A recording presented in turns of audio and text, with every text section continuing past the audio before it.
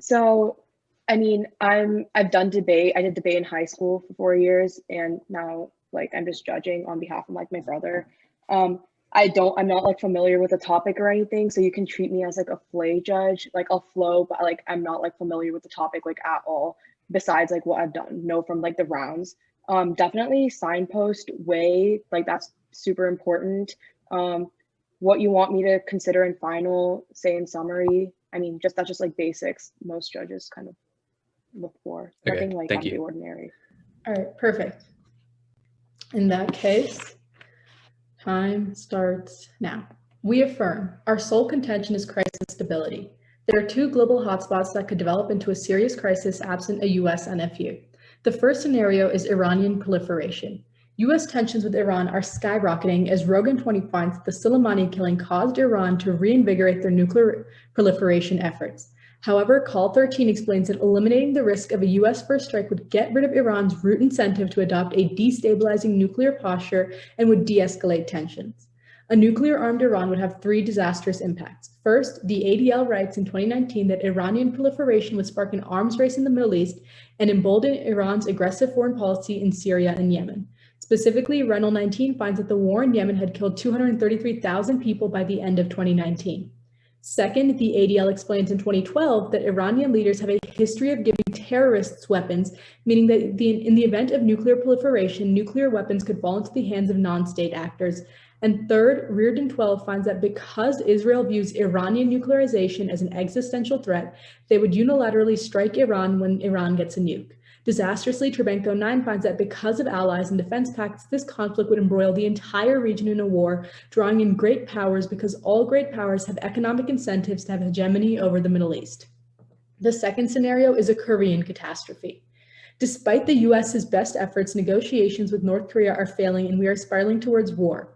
Bierman writes in August that because Trump's negotiation tactics have failed, North Korea has moved further towards proliferation and aggression, furthering that Kim Jong-un needs periodic bouts of military aggression to maintain his rule, concluding that Kim Jong-un does not want peace. Shinkman 20 furthers that in June, North Korea threatened to employ nuclear weapons in the event of a conflict, which he writes followed steady escalation in North Korean provocations and proliferation. A no first use agreement would reverse this trend in two key ways. First is through reinvigorating denuclearization. Soon 19 writes that the US brought nothing to the table in previous negotiations and needs to make major concessions to get North Korea to even consider denuclearization. That's why Shinkman concludes that the only hope for de-escalation is for Washington to offer a mutually beneficial action plan. North Korea would massively benefit from a US NFU. Williams 18 writes that the 2018 Nuclear Posture Review suggests that the US would first strike North Korea in the event of a conflict, which Nebe 18 finds is backed up by current military posture. Denuclearization is key to containing the North Korean threat. Kronig 12 explains that newly nuclear states are empirically emboldened to be more aggressive, causing military disputes. Second is through eliminating ambiguity. Bram 17 writes that ambiguity around what warrants a nuclear strike against North Korea will lead to mutual catastrophe. He explains that a no first use policy would eliminate this ambiguity, drawing a clear, bright line and allaying North Korean fears of US aggression, concluding that this will make both sides less likely to engage in a nuclear or conventional conflict. Furthermore, Fetter 17 explains that the threats to use nukes have locked the US into a commitment trap where the US would feel obligated to use nuclear weapons in a conflict, even if it was unwise, in order to not destroy their credibility. He concludes that these threats have made escalation more likely. This war would be disastrous. Ratner 17 explains that because of Kim Jong-un's mental instability, mutually assured destruction theory would not apply to a conflict with North Korea, which is why Tweedy 17 explains that it would go nuclear and cause World War III. Hayes 10 writes that a study of the conflict scenario found that even a limited nuclear war in the region would lead to a nuclear winter and agricultural collapse, killing hundreds of millions. Furthermore, Roebuck 11 finds that even a small global nuclear war would create a massive nuclear winter in this region, causing extinction. And even if it didn't go nuclear, Dreesen 18 finds that Kim would use chemical weapons, which he has a precedent of doing, killing millions in just weeks. Thus, we urge an affirmative ballot. Okay, real quick, can I have the last card about Dreesen 18 that Kim empirically used chemical weapons? And that's all. Do you really not have the open source? I'll send it. The open source? All right. 1 sec. I can send it. I have it right in front of me. All right, go ahead. It's a long card. Oh, sorry, really quickly, can we also get Fisher Max 15? We Like the don't one read Fisher about. Max anymore. Oh, okay. Sorry about that then.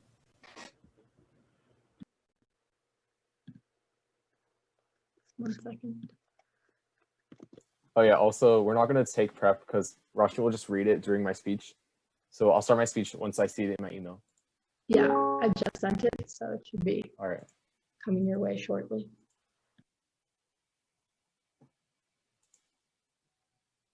All right, I got it on my phone. Yeah.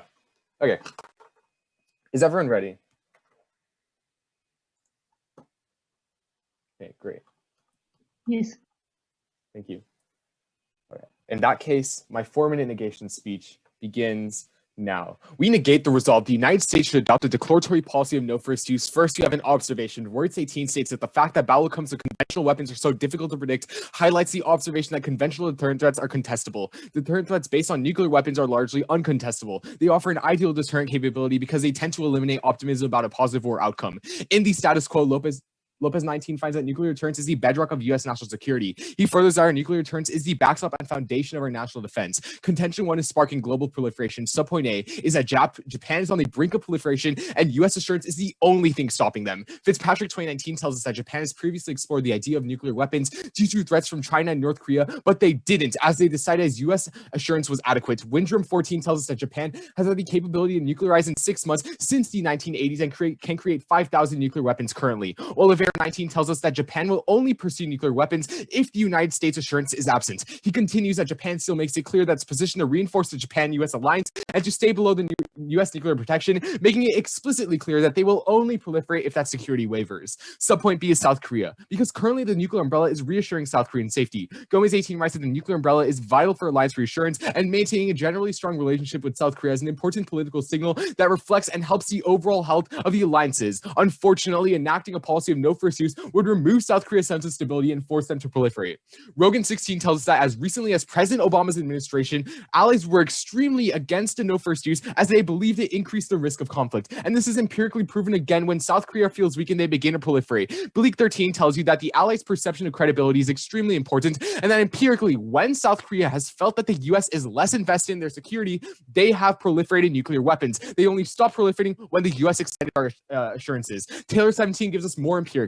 South Korea wishes to build nuclear weapons to counteract North Korea's fearful and self-destructive ones. In fact, a poll found that 60% of the nation supported such a move since 2006 in South Korea. And South Korea can also develop a nuclear weapon in shortest time as 18 months. If either South Korea or Japan starts to proliferate, it causes the other to proliferate. Solisky 16 writes that Japanese or South Korean nuclear efforts would drive each other to create large independent nuclear arsenals. Sirision 20 finds that the nuclear posture of nuclear armed nations has significant, almost immediate impact on the nuclear decisions of other nations. If your adversary or your neighbor goes nuclear, you will too.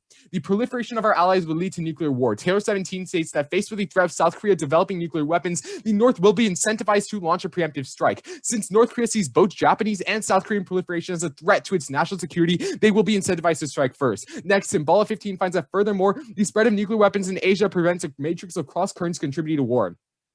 This is extremely problematic as Hoplin 19 finds that the Second Korean War would have massive casualties and it quantifies 2 million deaths. Even if it didn't go nuclear, Dreesen 18 finds that Kim would use chemical weapons, which is a precedent of killing millions in just weeks. Contention 2 is back to the Stone Age. NFU forces the US to drastically scale up our foreign military presence and increases conventional warfare. Lowry 16 tells us that declaring a no first use would kick away our nuclear deterrence and that relying entirely on conventional forces would require more military spending and more forward deployed assets. In fact, Gerson 9 tells us that a reduction in the role that nuclear weapons play requires a corresponding increase in the conventional capabilities.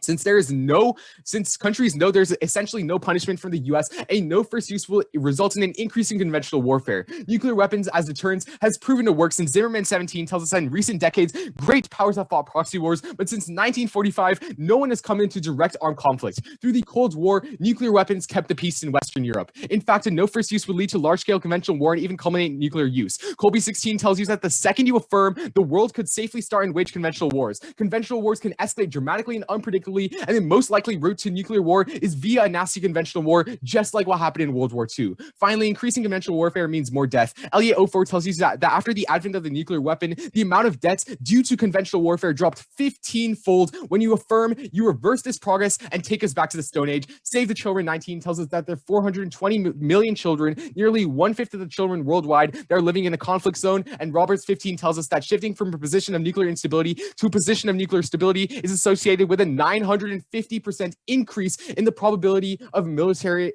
conventional disputes.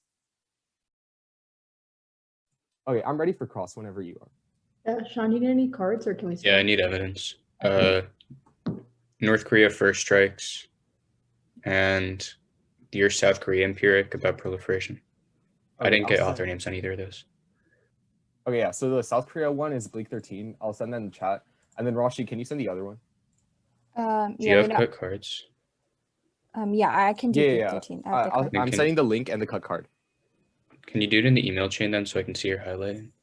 Yeah, I literally, like, there's no highlighting. It's just the card, like the exact cut card. Okay. Yeah.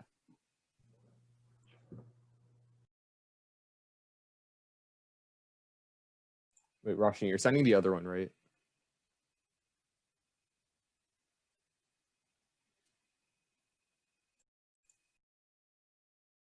Oh, wait, what was the other card again? Real quick. North Korea first strikes if the countries Okay. proliferate. What do I command F in the card you just sent? Exactly the sentence I sent you. The Allies' perception of credibility is extremely important. Okay. Yeah. Nothing comes up. That is very odd. Oh, I think you Wait. misspelled allies. Oh, yeah, I probably misspelled it. Okay. Okay, cool. And then for the North Korea one, I'm finding it real quick.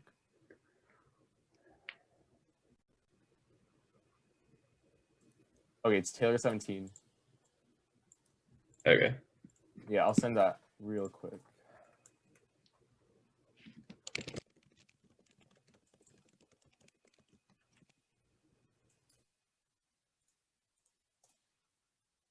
Okay, I sent it.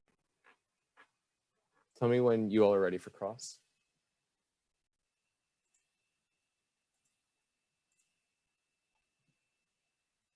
Yeah, I got them both. I'm good. Nice. Can I have first question? Of course. Thanks. So can you just walk me through the warranting behind if South Korea proliferates, Japan proliferates too? Okay, so what we tell you is that okay, so I'm just trying to find the card. Okay, so Solosky 16 writes that Japan or South Korean nuclear efforts would drive each other to create large independent nuclear arsenals. And then we give you Sirius 20, which finds that the nuclear posture of nuclear armed nations has a significant, often immediate impact on the nuclear decisions of other nations. So basically, if your adversary or your neighbor goes nuclear, you will too. Why though? Like we nuclear, tell you Canada to read the card, and you read me a card, but like what's the warrant behind it? Like we're nuclear, Canada, Mexico aren't. Like wait, we're telling you, like, if your adversary is going to go nuclear, you're okay. It's very, very simple logic. If your adversary builds a nuclear bomb, you're going to want to build a nuclear bomb to counteract it. And Japan and South Korea aren't enemies. no, what we're telling you is that when you affirm, Japan and South Korea are naked to North Korea's threats. So what we're telling you is that when North Korea, when you affirm and they're naked from our nuclear umbrella, Japan and South Korea will proliferate. But you had a card that says like when Japan proliferates. Yeah. So we also have a card saying that, and we can send you Solosky 16 and Sirius 20. I want the reason. Okay, we spent way too much time on that. Okay, the reason is that when your opponent proliferates a nuclear weapon, you will be incentivized to proliferate a nuclear weapon. Those are It's very neighbors. simple. When your neighbors and like your allies. Yeah, we also have that. Yeah, we can send you the why? card. You have that card, but why does it happen? There's so many Because it's about competition. competition. You're losing your between, like, international neighbors? reputation if your ally has a nuclear weapon and you don't, and you're not secured by the US umbrella. We spent 1 minute 50 on this. Can I please have a question now? Yeah, go ahead. Okay, thank you. So you tell us that Kim Jong-un needs periodic bouts of military aggression to maintain his rule. So don't you agree that Kim Jong-un will still need to like keep up that aggression in both worlds with like any vote, right? Wouldn't you agree that he would still want to keep up that aggression? No, we would say that right now he's being aggressive to counter US's like first strike threats, and when that goes away.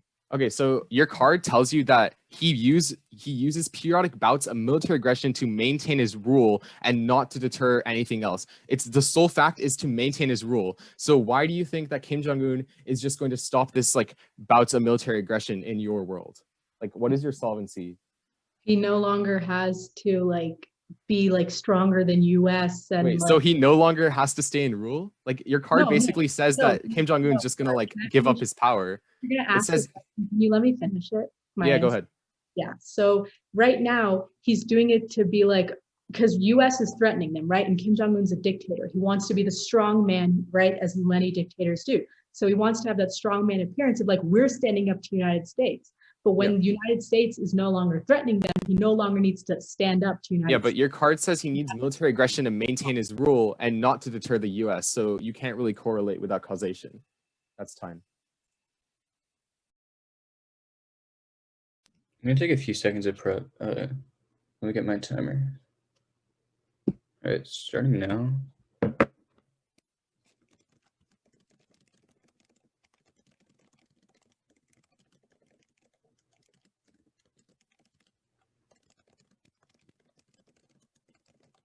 Okay, that was 13 seconds. I'm just gonna talk about their case. Anybody not ready? All right, cool. Whoops. All right. Time starts my first word.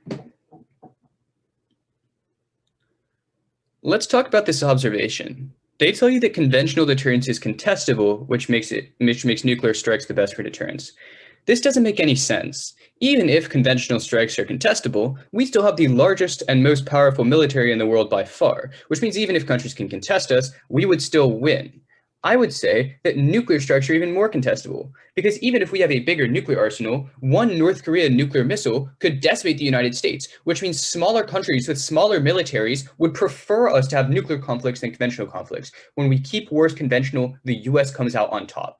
But let's talk about their first argument on proliferation. First, if we win an argument about one of our enemies proliferating, it's going to be a lot more important. That's because in tense situations, when our allies have nuclear weapons, they can just call us up before they do anything stupid, i.e. Israel calling us before they struck Iran and doing Stuxnet instead.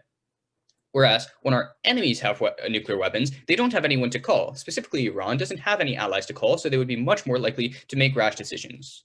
But as an overarching response to this argument, all of the bad things that they say happen when these countries proliferate are disincentives for them to proliferate. These countries aren't dumb. They've read the articles that these high schoolers have read. That's why, despite their empirics of these countries losing the nuclear umbrella, that's the evidence that I called, they never actually proliferated. Their evidence just says that they considered it. Let's talk about Japan specifically. First, Feder 17 says that Japan doesn't think there are any situations when the United States should use nuclear weapons in the region. That's because they think it would destroy their country. At that point, they don't care about our first use abilities. But second, Kulaki tells you that Japan is in the NPT, so if they proliferated, they would get hit with massive sanctions. This is another disincentive to proliferate. But third, Win 19 tells you that 90% of the people in Japan are against proliferation, concluding that that means that Parliament would block any attempts to proliferate because they would immediately be voted out of office. But at the end of the day, they don't even read you any incentive for Japan to proliferate. They don't tell you why they want to. Let's talk about South Korea. First, if you want South Korea to trust the United States, you should be voting for us, because Cho 17 tells you that South Korea is terrified that the United States will start a nuclear war because of their policy of calculated ambiguity, which is why our evidence suggests that a no first use agreement would increase South Korean trust in the United States because they're no longer concerned that we'll start a nuclear war with North Korea and destroy the entire world. But second, Young 16 tells you that there's massive domestic pressure against developing a nuclear weapon, specifically because of what they tell you, that North Korea would strike South Korea if they developed one. You should prefer this evidence, because Taylor 17 tells you that their polls are skewed very high, because these polls are taken right after North Korean nuclear tests, so people are especially scared. Overall, there is a large domestic pressure. But third, Global Zero tells you that proliferation would destroy South Korea's entire alliance with the United States, who is literally their only ally in the region. But fourth, Lankov 17 tells you that proliferation would trigger Chinese sanctions, who are 25% of South Korean exports. It would also probably trigger NPT sanctions. This is another massive disincentive for South Korea to proliferate. They give you this empiric of South Korea losing security and building nukes, but their evidence isn't even specific to nuclear security. We would say that our conventional presence is still in the region. We've told you why conventional is important. On this last argument about the Stone Age, this is a very silly argument. First of all, I would say that proxy wars are still really, really bad. The Korean War was one of the most deadly wars in history. But secondarily, it's just not true. The Korean War literally had US troops fighting against Chinese troops, the same as the Vietnam War, which means that we're still fighting against other great powers. We're just not doing it on their land, which means there's still a risk of like nuclear war and stuff. But regardless, China did a no first use agreement. India did a no first use agreement. People didn't just start attacking them. That's ridiculous. They need to give you. Okay, the order of the speech is just going to be talking about my opponent's case, and then just going back over my own case and responding to what they said in rebuttal. Okay, if everybody's ready, my time starts now. So let's start on my opponent's sole contention on crisis stability. Now, the first example of a global hotspot they give you is Iran, and they tell you that Iran is going to start proliferating specifically because of the US. Now, there's a couple responses here. The first thing is Iran has been threatening to proliferate for the past 30 years. They've never actually proliferated. Literally, there's no situation as to why suddenly right now Iran is going to get a nuclear bomb when they have not gotten a nuclear weapon in the past 30 years. Now, the only reasoning they give you for this is because Soleimani's killing caused them to reinvigorate their nuclear program. Well, obviously, of course, if a very big leader in your country gets killed, of course, you're going to reinvigorate your nuclear program, but that does not mean Iran's going to suddenly have the capability to get a nuclear weapon. Now, the reason Iran has not nuclearized is actually because they don't have the resources to. Uranium hexafluoride must be converted into uranium metal, which is not straightforward, says Richard Johnson, a proliferation specialist in the Nuclear Threat Initiative, a policy research center in Washington, D.C. A study prepared for the U.S. Congress and updated last December suggests that by the time Iran partially froze its weapons development in 2003, it had not yet mastered all the skills necessary to build bombs. And okay, the order of the speech is just going to be talking about my opponent's case, and then just going back over my own case and responding to what they said in rebuttal. Okay, if everybody's ready, my time starts now. So let's start on my opponent's sole contention on crisis stability. Now, the first example of a global hotspot they give you is Iran, and they tell you that Iran is going to start proliferating specifically because of the US. Now, there's a couple responses here. The first thing is Iran has been threatening to proliferate for the past 30 years. They've never actually proliferated. Literally, there's no situation as to why suddenly right now Iran is going to get a nuclear bomb when they have not gotten a nuclear weapon in the past 30 years. Now, the only reasoning they give you for this is because Soleimani's killing caused them to reinvigorate their nuclear program. Well, obviously, of course, if a very big leader in your country gets killed, of course, you're going to reinvigorate your nuclear program, but that does not mean Iran's going to suddenly have the capability to get a nuclear weapon. Now, the reason Iran has not nuclearized is actually because they don't have the resources to. Uranium hexafluoride must be converted into uranium metal, which is not straightforward, says Richard Johnson, a proliferation specialist in the Nuclear Threat Initiative, a policy research center in Washington, D.C. A study prepared for the U.S. Congress and updated last December suggests that by the time Iran partially froze its weapons development in 2003, it had not yet mastered all the skills necessary to build bombs, and that it probably did not make significant progress in later years. If you're literally just looking at the situation practically, Iran does not have the capability to build a nuclear weapon. Second of all, they tell you in their own case that if Iran were to build a nuclear weapon, Israel would nuke them. So of course, Iran does not want to get nuked by their enemy, Israel. So they're never going to actually fully proliferate. Again, they've been threatening to proliferate for the past 30 years, but they've never actually proliferated. The United States has had nuclear weapons since 1945, and you've never seen Iran actually follow through with their promise to proliferate. None of their impacts are ever going to materialize. But now let's go specifically on their contention on Korean catastrophe. They tell you, number one, that we are spiraling towards war. However, there's actually no chance of Korean escalation. Kim Jong-un is just testing Trump. According to Powell 16, a war on the Korean peninsula, which no one wants, that includes Kim. Kim Jong-un wants nukes to deter the scenario from ever happening. In fact, Kim Jong-un may test Trump just as he did Obama. It's unlikely his intentions have changed between Trump and Obama. With another test, he gets to strut before the home crowd. The impact of such a provocation is unlikely to change much. So they tell you in their own case, Kim Jong-un needs to show off his military in order to stay in power. So that, like we're saying, all of these nuclear tests he's doing, all of this is literally just to stay in power. The same thing happened with Obama, and you have never seen impacts materialize. But now let's go on their point on denuclearization specifically. Now they tell you that North Korea is going to denuclearize if the United States actually gets rid of our nuclear weapons and like the no first use. However, North Korea doesn't just want the US to remove its nuclear threat. They also want to get US conventional forces out of the region.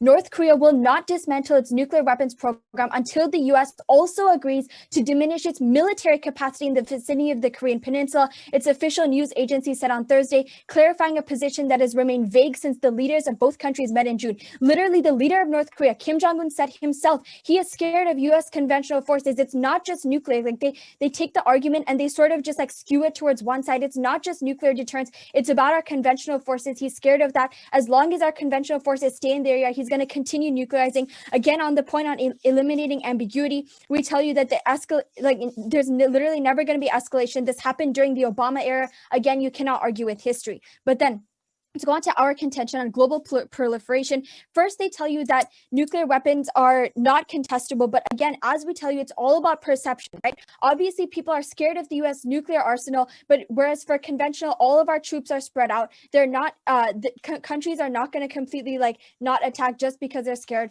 of our conventional forces. Nuclear has a big part of deterrence. But then specifically on Japan, again, they tell you a couple of things. They tell you that, the Japanese government is never going to pass it. But again, look towards history. When Obama thought about passing a no first use, they literally lobbied against it. They told him they don't want to pass a no first use or else they're going to proliferate. Again, you cannot argue with history. These random you can't buy the word of random high schoolers. Look to the South Korean and Japanese government. They literally said they want to proliferate. Again, the whole thing about 90% against, again, they're always going to put the security of their country first. On the point of conventional, we tell you that there has been no major world war. Even though proxy wars are still bad, there has been no major world war since the advent of nuclear weapons. For these reasons, we strongly negate. Thank you. We'll take prep after you send our troops are spread out, and that means that our conventional forces aren't like perceptually dominant. Yeah, sure. Jay, do you want to send that? I just didn't get a author name or anything.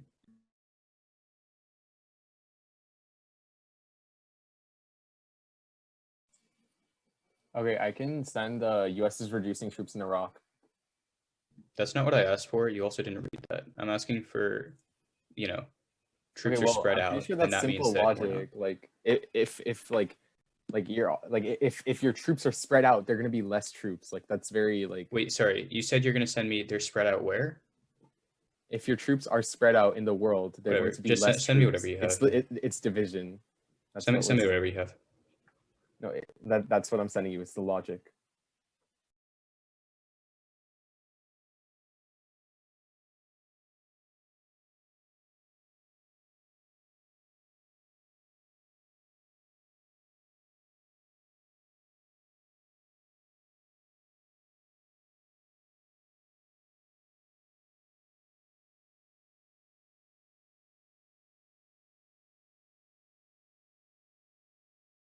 Okay, when are you all going to start prep?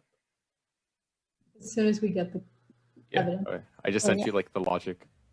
Yeah, Okay. I also have a card specific to the Middle East. Do you want to get sent that if you wanted an example? I mean, whatever you cited in. I just said our Wait. conventional troops are spread out. If you want like statistics on like where they Can I are. see the evidence that says they're spread out? That's all I'm asking for. Oh yeah. Okay. Isn't that's the Iraq one?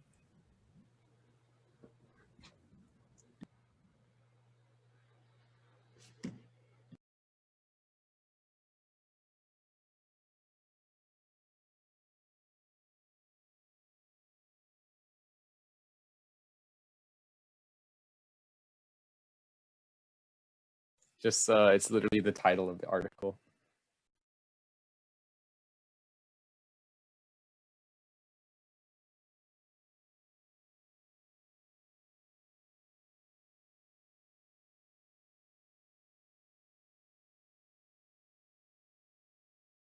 What should I command up for our troops are spread out?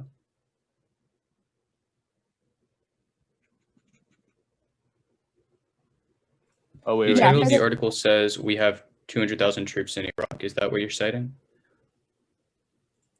Yeah, I mean, you wanted the specific, like, you wanted to see the troops spread out, right? So the card details Okay. where specifically the troops are spread out, and it tells you the number of troops in each region that are spread Okay, out. cool. That's fine. We'll start prep.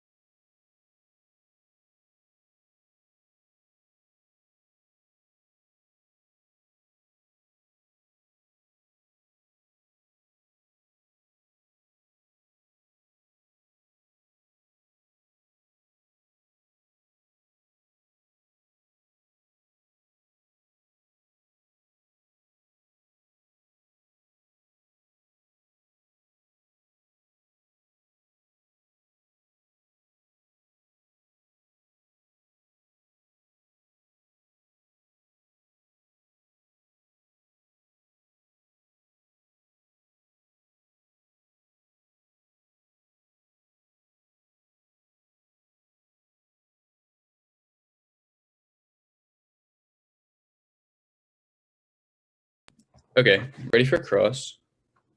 Yeah. Okay, can I have first question? Yeah. You tell me that the Israel first strike is a disincentive for Iran to proliferate, right? Mhm. You also tell me that North Korea will first strike South Korea or Japan if they proliferate. Yes. So doesn't that mean that that is a disincentive for Japan and South Korea to proliferate? So if we agree on that issue, doesn't that mean that your case is also gone? No, wait, so specifically on the South Korea, what we're saying is right now they have like a threat of North Korea, right? Like right now they're scared of North Korea striking if they don't have nuclear weapons. So for Your these, impact, I called for the evidence and you sent it. Your impact was that South Korea will get first struck by North Korea if they proliferate. Isn't that a massive disincentive to proliferate in the first place? but then again, wouldn't it be mutually assured destruction because South Korea would be So because wait, right but now if you if literally South, conceded in your rebuttal that first strikes against nuclear states are a disincentive to proliferate in the first place. That was a response that you read Right, against but- Iran. guys proceed, I want people to make the case, let them finish the case, and then you make the counter argument. I don't want Sean you to stop her when she's talking. Okay, my bad. Okay, go on. Okay, specifically on Iran, I also told you Iran is never going to proliferate, right? Because they've been threatening that they are going to proliferate for the past 30 years, but they've never actually followed through with it. But in the case of South Korea, you can see historically, number one, Bleak 13 tells you that when they feel like the security is wavering, then they've actually like begun to start proliferating. And only when America has reinforced its security have they actually stopped proliferating. And again, they also lobbied against Obama when he wanted a no first Okay. use. Okay, I was just asking why your response on Iran, if it is true, why that doesn't take out your whole case. But we'll talk about it in the summary. Do you want a question? Yeah, okay. Specifically, in your rebuttal, you said that the allies are actually scared of the US first use. But Yeah. specifically on South Korea and Japan, if we're actually scared of the first use, why did they tell Obama not to enact a no first use? Yeah, okay. So they told Obama not to enact first use in 2009. Different geopolitical situations, different political leaders. We would say that right now, they are very scared that the US will start a war in the region because tensions are way, way higher, which means that the risk of war is higher. That's why right now they would want the US to eliminate the threat of first use. Wait, Now so it's different in 2009. who is saying this? Like, is it like some analyst from like a newspaper, or is it like South Korea themselves? Like, what is the difference in the geopolitical situation that's causing like this difference? I mean, what is the difference? Okay, the difference in the geopolitical situation is the Mhm. evidence that we read in our case that says that like tensions with North Korea are skyrocketing right now. I would say that like I don't remember who the Cho evidence is citing. I would say that what governments like say to the media is not always accurate. And if we can make warranted analysis for why a country might feel a certain way, you should like the judges should probably buy that analysis. Can I have a question? There's 15 seconds left. Yeah, go ahead. Okay, you tell me they put the security of the country first, but like, Right. don't you say that proliferating would harm their security? Well, what we're saying is if they don't proliferate, then they're completely vulnerable. Again, it's all about perception, right? So if they perceive that they're vulnerable to like to North Korea, then they're going to proliferate. It's like a Really quick, perception one word. based. Wait, really quick, one word follow up. Do countries know what high school debaters know? They do, but they also have like intelligence on top of that. But yeah. So they know more than us. Okay, that's fine. Asmi, you ready? Yeah. Sean, can you mute yourself on the call, by the way? Okay. Let me just get my timer out and then I will begin. Okay, it's basically gonna be, our case and then talking about like why our case matters more a little bit and then their case. All right. Time starts now. Judge, where we're reading this debate is about our argument about North Korea. Currently, U.S. negotiations with North Korea are failing and we are spiraling towards war because of Trump's failed tactics as well as Kim Jong-un's attempt to maintain peace through military aggression. North Korea has moved further towards proliferation. However, an NFU would reverse this through eliminating ambiguity. Ambiguity around what warrants a U.S. first strike will lead to mutual catastrophe because they don't know if we're going to strike them and they get really lost and they're going to strike us first. And it just creates a high situation, very tense situation, especially when relationships are tense that can lead to nuclear war. However, an NFU solves and will make both sides less likely to engage in conflict. They put a response here about like never going to be escalation and that Kim Jong-un has just been testing and we don't know. However, we don't really know if he's just testing or he's training. And the crux of our argument, the main thing is that it's miscalculation. So when US sees that Kim Jong-un is like testing his nuclear weapons, that's going to really scare us. And we're going to posture more aggressively, right? And because there's ambiguity around when we're going to first strike, Kim Jong-un gets scared because he sees US is being really like posturing aggressively with their nukes. Let me nuke them first. So it creates this system of really high miscalculation because both sides are acting really tense.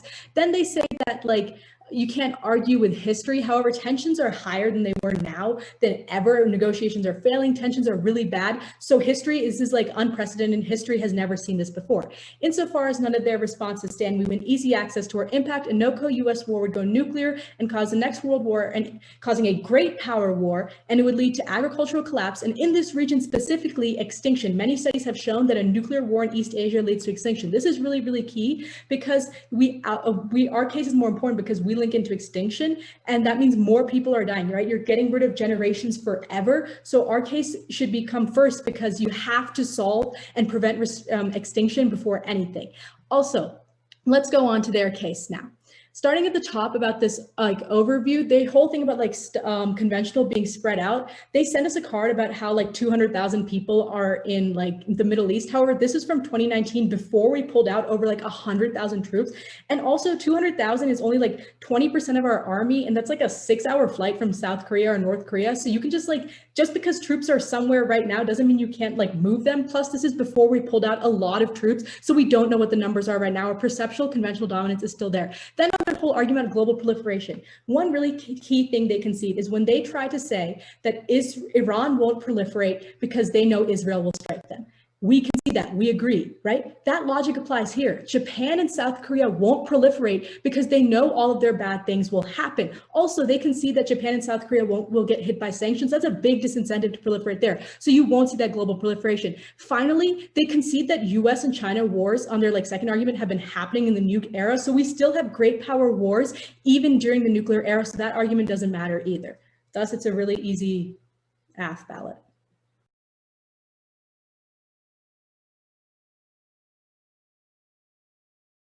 Okay, Roshni, we have 2 minutes left to prep. Would you like to take some of it now? Yeah, sure. Great. Time starts now.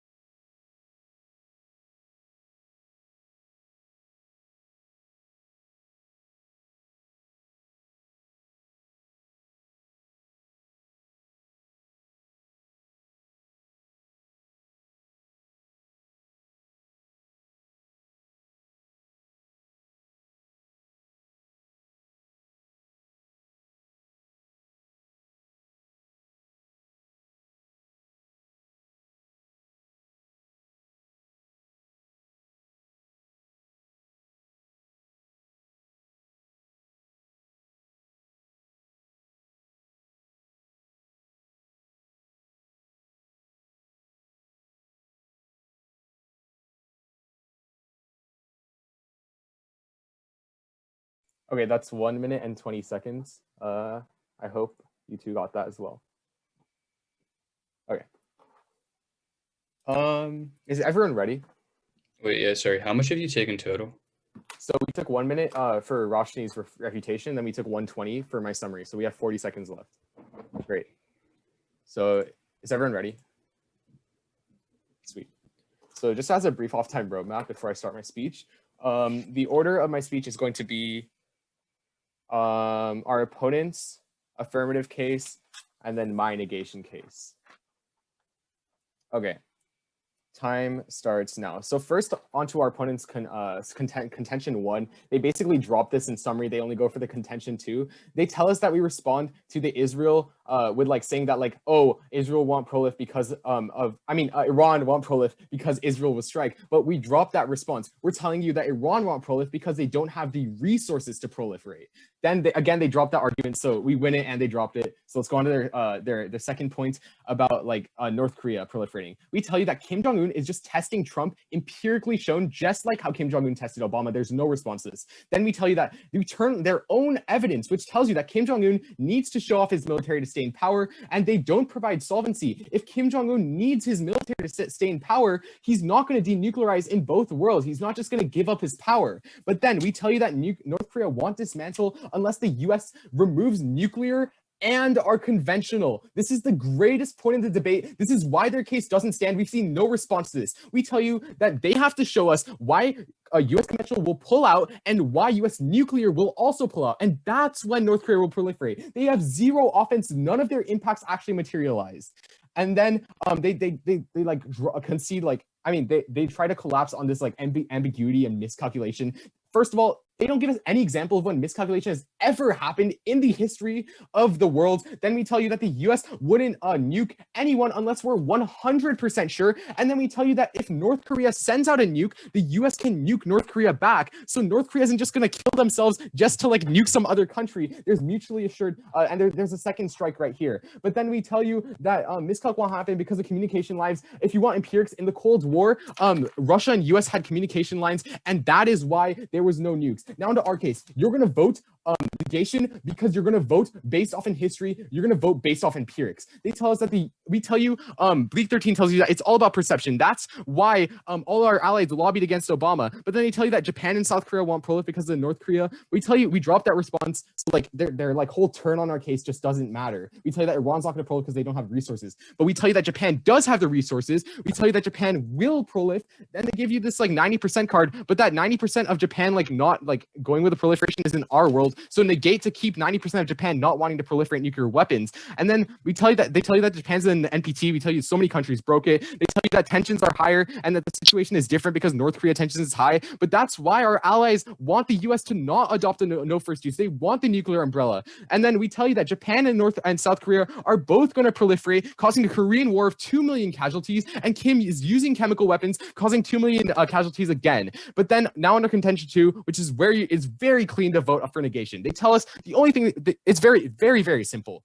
When you affirm conventional warfare increases 15-fold, Roberts 15 tells you that there's a 950% increase in conventional as well. And basically, there's so many people living in this conventional war zones. When conventional warfare breaks out, there's going to be more casualties. The reason why conventional warfare isn't breaking out is because of US nuclear deterrence. It's simple logic. Yeah, I'm done.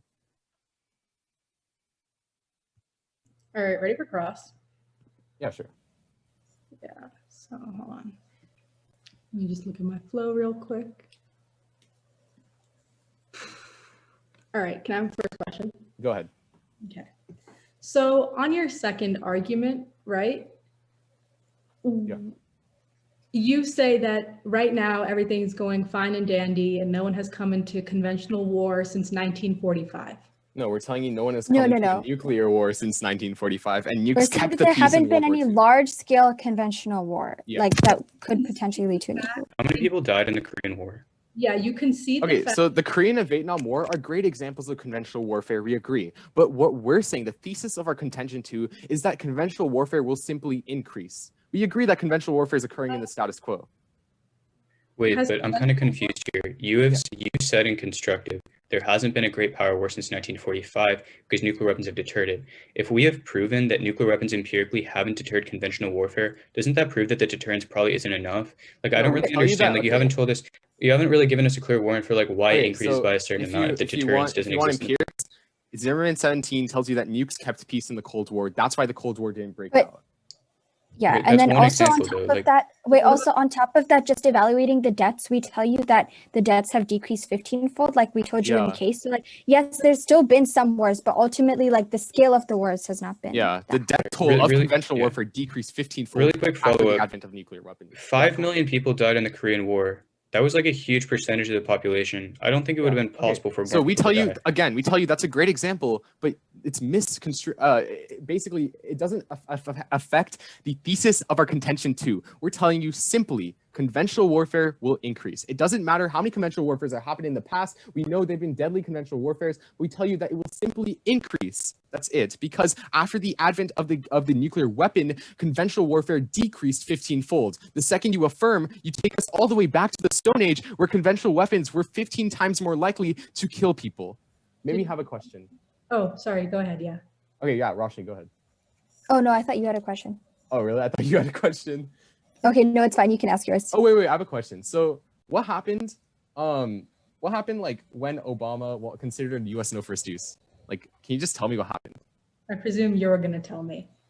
I imagine a lot of things happened. Like there was a recession that year, I think. I think there was an election.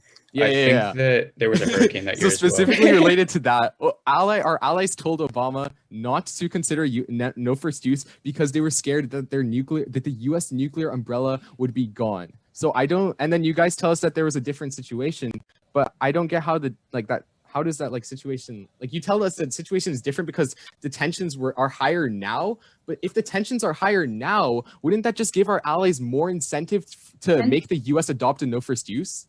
Tensions were higher now was in response to the argument that North Korea has just been like playing with Obama and Trump. It wasn't in response to the other argument. Okay, but we're turning your argument, and that's time. A little late to do that in second final focus. Yeah. Okay. I'm going to talk about my case, and then I'm going to talk about their case. Is anybody not ready? All right, cool. Time starts with my first word. We're winning this argument on our last argument about ambiguity. They tell you that Kim Jong-un is just testing the waters. He's just showing off the military to stay in power, and they tell you he won't dismantle his nuclear weapons. All of these responses don't interact with their argument. They were all to our other argument about denuclearization. That argument doesn't matter as much because all of the responses to our argument about ambiguity were new in second summary. They had 4 minutes in rebuttal to answer this. They don't get to answer it in summary. Let's extend our argument. What we're saying is that the potential for the United States to use nuclear weapons is scaring North Korea. It will create a miscalculation where they think that we're about to attack them, so they preemptively attack us. This causes a massive war in the region. It causes a great power war, which probably goes nuclear since nuclear weapons are involved. They give you 4 new responses in second summary. You should not evaluate them. I'll answer them anyway. They tell you that there's no examples, but tensions have never been this high. They tell you that they wouldn't do it unless they're sure. It's miscalculation. They think that they are sure. They tell you that we could second strike, which creates mutually assured destruction. North Korea doesn't care. They think it's existential. Then they tell you that their miscalculations happen because of communication lines. We don't have communications lines with North Korea. They don't even read any evidence on this new argument. They have conceded that nuclear war is a lot more important than conventional war because A, it kills a lot more people. But B, I would say that nuclear wars probably create conventional war because you start to see a breakdown in deterrence patterns that they say have prevented war. Let's talk about their arguments. On proliferation, they have conceded that all of these countries would get sanctioned because they're in the NPT.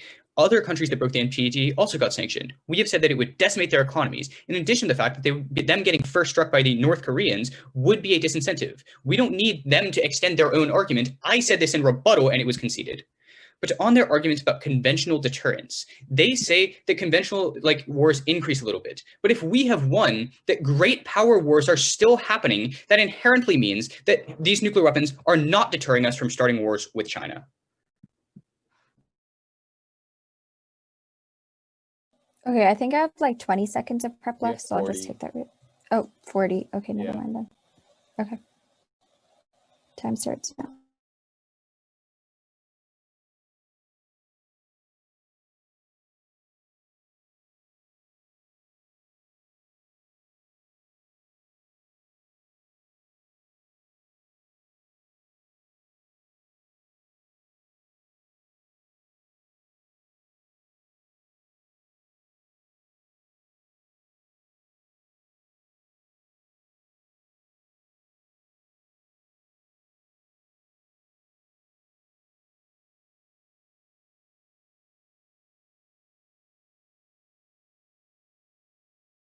Okay.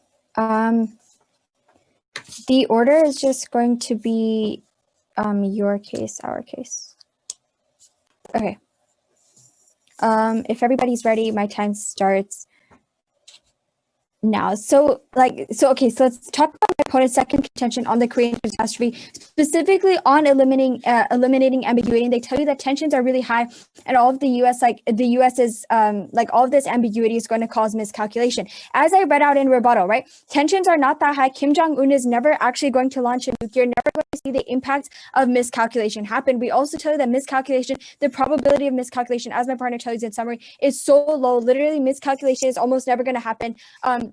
Again, as we read to you in rebuttal, tensions, like literally the same exact thing happened with Obama, right? As we told you, like historically, all this happened with Obama. People thought like, oh my God, tensions are so high. But again, we told you nothing actually happened. Like all of these things about increased tensions, it has never actually led to something. It has never actually led to something like substantial in the past that has actually caused mass destruction. Again, you can apply this to this eliminating ambiguity argument, because no matter how high tensions become, there's going to nothing's going to absolutely result of it. There's almost no impact there. But then specifically on our case, on our second contention on conventional increase is where we win the war, is where we win the debate right here. So yes, we completely agree that there have been proxy wars. Like yes, there have been proxy wars, right? We're never saying that wars are going to completely like stop, because obviously wars are never going to stop. But where we win here is where we tell you that since the advent of a nuclear weapon, there's been a 15-fold decrease in the amount of conventional warfare. So as long as we are proving that we are saving more lives by decreasing the amount of conventional warfare,